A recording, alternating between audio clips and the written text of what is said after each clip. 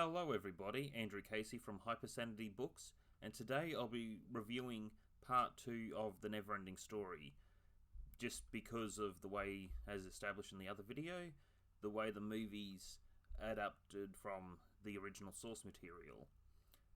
Cutting to the chase, the movie some people are familiar with, it's one of those good bad movies. The story starts off with Bastian with his father and the relationship they have in their home. Then it leads towards him going to the bookstore, getting the book again, going into the Neverending Story, reaching Silver City, and it also introduces the antagonist of the Neverending Story, Zoyada, who lives in Horak Castle, shaped like a hand.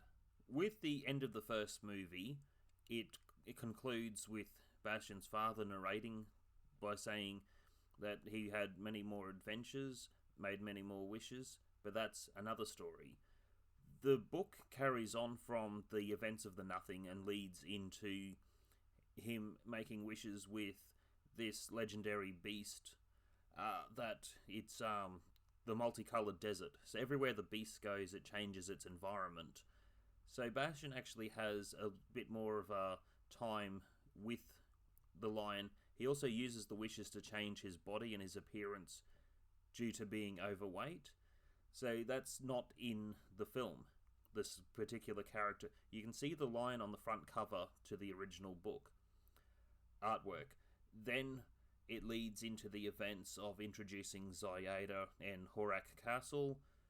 Then it leads to Silver City, where he reunites with Atreyu. In the movie, the people within Silver City are talking about Horak Castle. That is in the book. There are a few other character developments. Atreyu is illiterate. However, he explains that he can read footprints, which is a subplot later on. It introduces another character that I found was more interesting. So there's a bit of a talent show going on trying to win the hand of a particular princess, but her standards are always too high, expecting for the perfect man. That leads to Bastian using the wishes to do a particular trick that's very seemingly impossible to gain the respect of who they call Hero Horonek. This particular character was interesting with the ego. However, with Smough in the movie, Smough gets destroyed by Horak Castle, which is what Bastian wished for.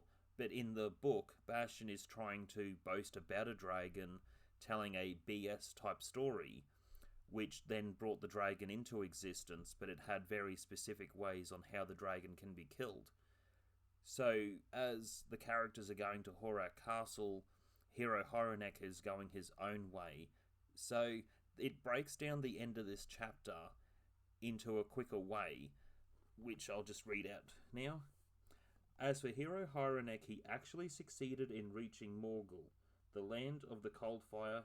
He ventured into the petrified forest of Wogenblay, crossed the 3 moats of Rhaegar Castle, found the lead axe, and slay the dragon, Smough.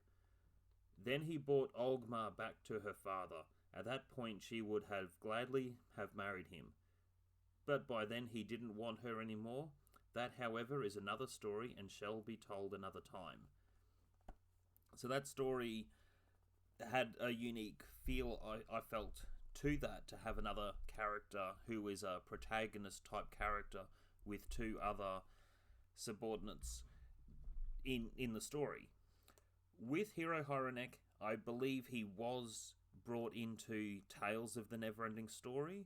I found it extremely painful and cringeworthy. The acting was overdone, as if they were doing it for children, where it's just insulting their intelligence. The character had no feel to Tales of the Neverending Story, but within the book, I felt he was an interesting character that would have done extremely well for the movie. The heroes make it to Horak Castle, so Bastian, Atreyu, and then Hero Horonek and his 2 subordinates. When they get to Horak Castle, it's actually Atreyu is captured in the movie, but in the book it's Hero Horonek and hung up the same way. as a hostage. With the movie as well, Triface was depicted the same way as he is in the book.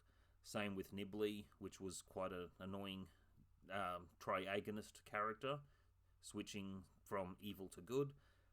With Zoyeda, she is more threatening in the book, and I think with the movie, the character did well. The actress was perfect with her acting and costume. It was just the different way of how the script was designed, which is not the actress's fault.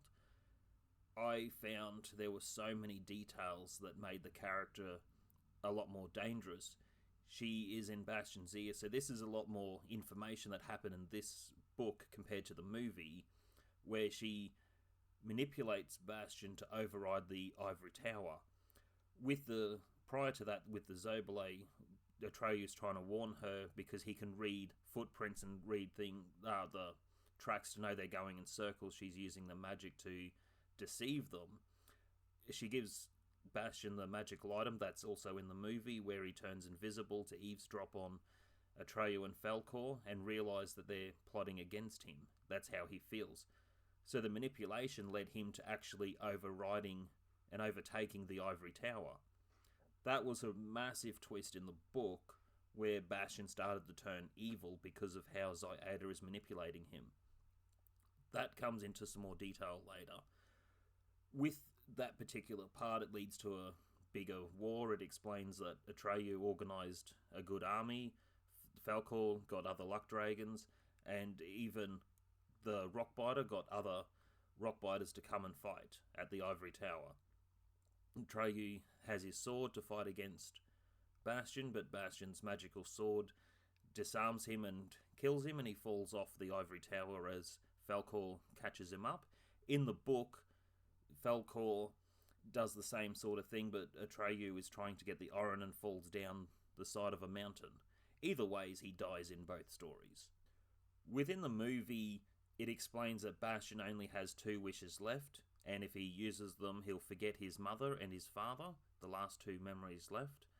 With the book, it explains it more as a larger percentage of his mind is lost. After he escapes from Zoyeda, realising the error of his ways, she no longer sees him as a threat and she's not hunting him down. She's looking for the next child who comes to Fantasia to do what she's already done, to have another one lose their mind and lose hope by being in Fantasia too long. And the childlike Empress is also not in the rest of the book, which was quite a surprise to me. So Bastion leaves and he goes to this other place where there are other people who have lost their mind, and they're doing things like rolling dice with letters on it to try to put words together because they've lost so much of their mind. So you're dealing with a bigger issue of mental illness in the book compared to the movie. So there's other locations that are added. I also found it was interesting how it explained someone is pushing a trolley and then completely forget what they're doing to walk along, and then someone else is just grabbing the trolley and docilely pushing it. So Bastion is realising if he is making more wishes or if he's spending too much more time in the fantasy world, he's going to lose his mind and his sanity. I won't spoil how the rest of the book goes. He does resurrect Atreyu, goes towards this big part to face his fear of heights, which wasn't quite mentioned in the book like it was in the movie. The movie added that subplot for the ending. The difference was Bastion is walking up towards this big ravine, waterfall, and there's the Orin symbol is 2 dragon circles, one biting the other tail, and it opens up the portal. So he ends up, the closer he gets, the more the magic is wearing off, and he becomes his natural self. And he's really afraid because Atreyu will see Bastion for who he really is, not what Atreyu was as his better alter ego, if you want to call it. That was another interesting point. So the closer he got to it, eventually he just became bare naked and did the whole dive scene to get back to reunite with his father. Now there is something more interesting with that. He reconnects with his father, it's more sentimental, and the father was already putting out the watch search for Bastion. The father was also reading the book, the same as in the film. So the relationship between father and son, and the acceptance of the passing of his mother and the father's acceptance of the passing of his wife, that added more to a father-son relationship, where the relationship got so strong because of the events that led them to go back to the bookstore and meet Coriander to say that, to put the police search off, he's found. And Coriander explains that he's gone to Fantasia many times, but he doesn't know of the childlike empress as Moonchild. He's given her many different names. And he also explains there's many ways to get to Fantasia. So, back to the other part of the book compared to the first movie. Old Man of Wandering Mountain, I believe, is the other alternative to Coriander with the bookstore, because the other guy is the keeper of the book, which went into the Neverending Story 3.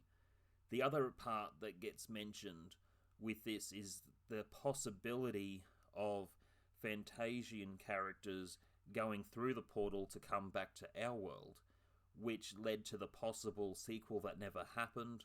Michael Ende did write a adult fiction, which was Neverending Story for Adults. I don't know anything about that book, to be honest. Though the relationship, as mentioned, between father and son was so strong. The third movie has nothing to do with the book or Michael Ende's work. I really don't like the third movie. I hate it passionately.